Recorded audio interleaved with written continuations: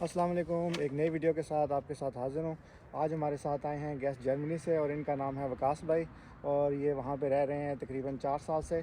तो आज हम इनसे एक्सपर्ट ओपिनियन लेने वाले हैं जर्मनी के हवाले से और फिर साथ में हम कंपैरिजन करेंगे नॉर्वे और जर्मनी का इनकम का और एक्सपेंसेस का और फैमिली का भी।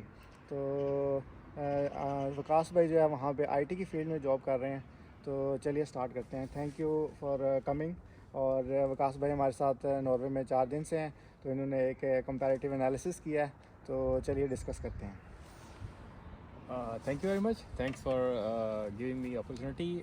तो आज हम डिस्कस करेंगे कि जर्मनी में डिफरेंट जो डिपार्टमेंट्स हैं उनमें एवरेज सैलरी क्या है और वहाँ पे living expense as compare to Norway कितना है।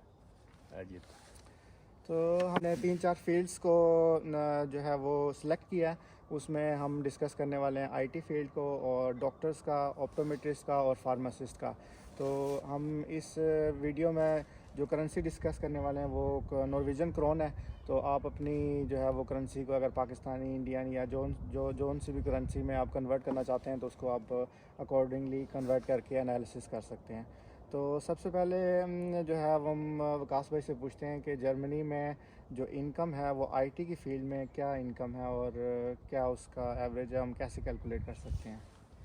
ओके। अच्छा, सबसे पहले तो अभी हम जो बात करेंगे वो जो पर मंथ सैलरी है और जो आपके टैक्स कटने के बाद जो आपके अकाउंट में आती है उसकी बात करेंगे।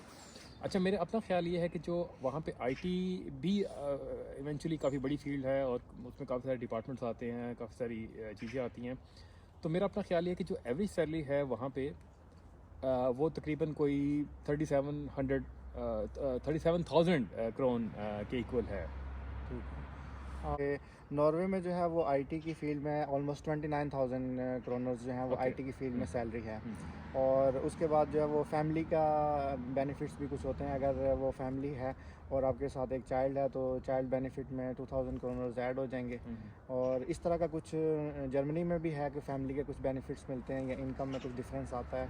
कुछ इस पर आप बताना चाहें। अच्छा, हाँ, ये बड़ी इंपॉर्टेंट चीज़ है। बेसिकली जर्मनी का जो टैक्स सिस्टम है वो बेसिकली उसमें काफ़ी सारे क्लासेस हैं, लेकिन अभी हम जो बात करेंगे वो टू क्लासेस की बात करेंगे, क्लास 1 और क्लास 3। अगर वहाँ पे आप बैचलर हैं, मैरिड पर्सन नहीं है, तो उसे हम कहते हैं क्लास 1। और उसका टैक्स जो है वो अप टू 40% तक आपको देना पड़ता है। मतलब उसमें काफ़ी सारे और भी बेनिफिट्स जा रहे होते हैं, जैसे आपकी हेल्थ इंश्योरेंस है और ओल्ड एज बेनिफिट्स है। तो हम उसको एज अ टैक्स ही बोलेंगे ताकि चीज़ें कम्प्लेक्स ना हों। तो जो आप इनकम कमा रहे हैं उस पर 40% यानी कि आपने ऊपर देना होता है। तो ये हम क्लास 1 की बात करें। अगर हम क्लास 3 की बात करें, अगर आप मैरिड हैं तो ये टैक्स कम हो जाता है। तो मेरा अपना ख्याल है कि 34% तक आ जाता है टैक्स। और प्लस अगर आपके किड्स हैं तो पर बच्चे पे आपको 2,000 क्रोन गवर्नमेंट आपको देती है टिल 18 ईयर्स। ठीक है। तो इसको मैं थोड़ा सा कंक्लूड कर देता हूँ कि ऑलमोस्ट 4,000 क्रोनर्स का मंथली जो है वो आपका इनकम ज़्यादा हो जाती है फैमिली की वजह से। तो ये एक प्लस पॉइंट है जर्मनी में, जो कि नॉर्वे में इतना इसमें टैक्स जो है वो रिडक्शन नहीं होती है। तो उसके बाद हम बात कर लेते हैं डॉक्टर्स की। और डॉक्टर्स की जो नॉर्वे में सैलरी है वो तकरीबन 55,000 क्रोनर्स है। और ये मैं बात कर रहा हूँ जनरल फिजिशियन की, इसमें स्पेशलिस्ट नहीं है। तो अभी वकास भाई से पूछ लेते हैं कि जर्मनी में क्या सैलरी है। और एक चीज़ मैं ऐड कर दूं कि ये जो सैलरी हम बात कर रहे हैं ये टैक्स डिडक्शन के बाद की बात कर रहे हैं। हाँ जी। ओके। जो जर्मनी में जो डॉक्टर एवरेज सैलरी लेता है, स्पेशलिस्ट की बात नहीं कर रहा, जो फॉर एग्जांपल जनरल फिजिशियन है तो वो तकरीबन कोई मेरे ख्याल में जनरल फिजिशियन जो होता है तो तकरीबन 40,000 क्रोन जो है per month after detection the tax. ठीक है। तो ये डॉक्टर्स के लिए ये कमेंट करना चाहूँगा कि नॉर्वे आपके लिए बेस्ट है तो आप नॉर्वे आएँ। और फार्मासिस्ट के हवाले से बात कर लेते हैं कि नॉर्वे में फार्मासिस्ट कम्युनिटी काफ़ी स्ट्रॉन्ग है पाकिस्तानी। तो नॉर्वे में जो फार्मासिस्ट की सैलरी है वो ऑलमोस्ट 27,000 क्रोनर्स है। और जर्मनी में क्या सैलरी है ये हम जानते हैं वकास भाई से। अच्छा, जर्मनी में जो एवरेज सैलरी है फार्मासिस्ट की वो तकरीबन कोई 37,000 क्रोन के इक्वल है। तो मेरे ख्याल में ये बेटर है जर्मनी, क्योंकि मेरे ख्याल में काफ़ी सारी बड़ी इंडस्ट्री काफ़ी बड़ी है वहाँ पे। और वहाँ पे मेडिसिन कंपनीज हैं जो मैन्युफैक्चरिंग वगैरह वहाँ पे होती है, सही तो सही। शायद ये रीज़न भी है। तो ये काफ़ी बिग डिफरेंस है क्योंकि 10,000 का तकरीबन डिफरेंस हाँ आ रहा है। बिल्कुल तो बिल्कुल, ये वहाँ पे एक फार्मासिस्ट मेजर, एक हाँ, अच्छा तो मैं इनकम है वहाँ फार्मासिस्ट को पे। सजेस्ट करूँगा कि आप जो है वो जर्मनी का भी थोड़ी सी रिसर्च कर हाँ, लें बिल्कुल। मज़ीद। और अगर आपके कोई क्वेश्चंस हो जर्मनी से रिलेटेड तो आप कमेंट्स में मेंशन भी कर सकते हैं, हम उसको आंसर करने की ट्राई करेंगे। तो लास्ट में जो मेरी अपनी जो फील्ड है ऑप्टोमेट्रिस्ट, और नॉर्वे में ऑप्टोमेट्रिस्ट की सैलरी है ऑलमोस्ट 30,000 क्रोनर्स।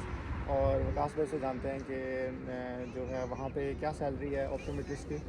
अच्छा, वहाँ पे तकरीबन ये फार्मासिस्ट के इक्वल ही है, तकरीबन कोई 37-38,000 क्रोन जो है ना एवरेज सैलरी है, तो वो ये भी मेरे ख्याल में वहाँ पे बेटर है। बेटर है। हाँ जी। हाँ, तो ये आप ऑप्टोमेट्रिस्ट जो है वहाँ का भी रिसर्च कर सकते हैं। तो ये अभी हमने ऑलमोस्ट जो है वो इनकम का जो हमने 4 फील्ड की वो कंक्लूड कर दी है। और इसमें चाइल्ड बेनिफिट्स जो हैं वो सब के लिए 2000 है अगर वो बिल्कुल, फैमिली अगर आप और चाइल्ड है पर किड।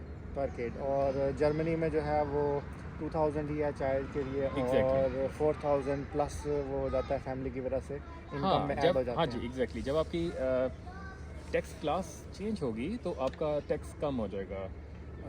तो आपकी ऑटोमेटिकली जो इनकम है, जो आपकी जो पैसे अकाउंट में ट्रांसफ़र होंगे आफ्टर डिटेक्शन द टैक्सेस, तो वो ऑटोमेटिकली बढ़ जाएगी, तकरीबन कोई 3500 से 4000 तक आपकी जो है वो सैलरी ऑटोमेटिकली इंक्रीज़ हो इंक्रीज हो जाएगी। जाएगी, ठीक है। अगर आप विद वाइफ वहाँ पे रह रहे किड्स हैं। हैं। अच्छा, इसमें मैं एक और रैंडम क्वेश्चन करना चाह रहा हूँ, अभी मेरे माइंड में आया कि वर्किंग आवर्स में कुछ डिफरेंस आपने फील किया नॉर्वे और जर्मनी में, या वो सेम है वर्किंग आवर्स वीकली? यहाँ पे 40 आवर्स या 37.5 होते हैं और हाफ आवर ब्रेक के साथ 40 आवर्स हो जाते हैं, तो इसमें कुछ डिफरेंस है?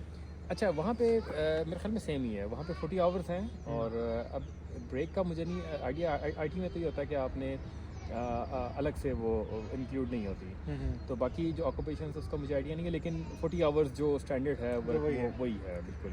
तो यानी कि वर्किंग आवर्स जो हैं वो ऑलमोस्ट नॉर्वे और Same है। जर्मनी में सेम है, कोई डिफरेंस नहीं है, लेकिन इनकम जो है वो कुछ बेनिफिट्स हैं फैमिली वालों के लिए। तो मे भी आप बैचलर्स लोग नॉर्वे आ जाएं और बाद में जर्मनी चले जाएं ये भी बिल्कुल पॉसिबिलिटी है। पॉसिबल है बिल्कुल। तो ये भी एक पॉसिबिलिटी हो सकती है। तो इस वीडियो में है जो हमने सिर्फ इनकम को डिस्कस करना था नॉर्वे और जर्मनी का। तो आज की वीडियो थी इतनी ही। और अगर आप लोगों के कोई क्वेश्चंस हों नॉर्वे या जर्मनी से रिलेटेड और इनकम से रिलेटेड तो कमेंट्स में ज़रूर बताइएगा। और विकास भाई का हम थैंक्स करते हैं, और एक नई वीडियो के साथ हम हाज़िर होंगे इंशाल्लाह नेक्स्ट टाइम, और उसमें हम डिस्कस करने वाले हैं एक्सपेंसेस। हाँ जी बिल्कुल। ये बल्कि जो सेकंड वीडियो है this is also very important, because ये तो हमने अब देखा कि आपकी इनकम कितनी है, क्योंकि expense is also important thing, कि वहाँ पे अगर आप सिंगल पर्सन रह रहे हैं या विद फैमिली रह रहे हैं तो वो कितना एक्सपेंस है, आप वो भी कंपैरिजन करें, उसके बाद आप कुछ कंक्लूड कर सकते हैं।